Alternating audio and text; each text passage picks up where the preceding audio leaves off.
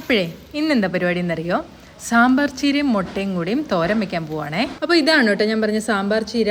ഇതിന് വേറെ എന്തെങ്കിലും പേരുണ്ടോ എന്ന് എനിക്കറിയില്ല കേട്ടോ. എവിടെയൊക്കെ സാമ്പാർ ചീര എന്നാണ് പറയുന്നത്. ഇത് സാമ്പാറിനകത്ത് ഇടുന്നത് നല്ലതാണ് കേട്ടോ. പിന്നെ ഇതിൻ്റെ ഇലയും തണ്ടും എല്ലാം കൂടെ കൂടിയിട്ടാണ് നമ്മൾ കറി വെക്കുന്നത്. ഇത് നമ്മുടെ വീട്ടിൽ പറമ്പിൽ തന്നെ ഉണ്ടായ സാമ്പാർ ചീരയാണ്.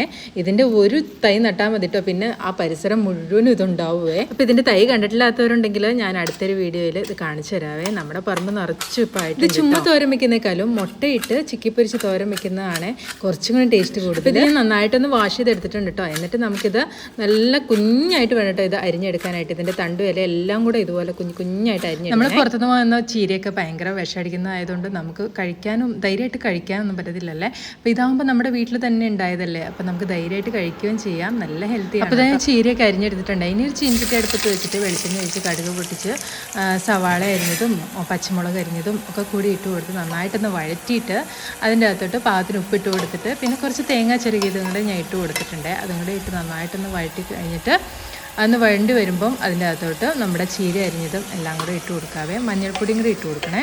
എന്നിട്ട് ചീരങ്ങളും ഇട്ട് കൊടുത്ത് നന്നായിട്ടൊന്ന് ഇളക്കിയെടുത്ത് അതൊന്ന് മൂടി വെച്ച് ഒന്ന് വേവിച്ചെടുക്കണം കേട്ടോ. ചീര പെട്ടെന്ന് തന്നെ വേവുമല്ലോ.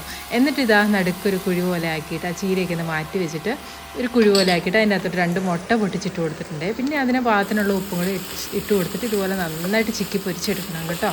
ഇതുണ്ട് നല്ല മുട്ടയൊക്കെ നല്ല വിട്ട് ഇങ്ങനെ കിടക്കുവേ. നല്ല ടേസ്റ്റാണേ.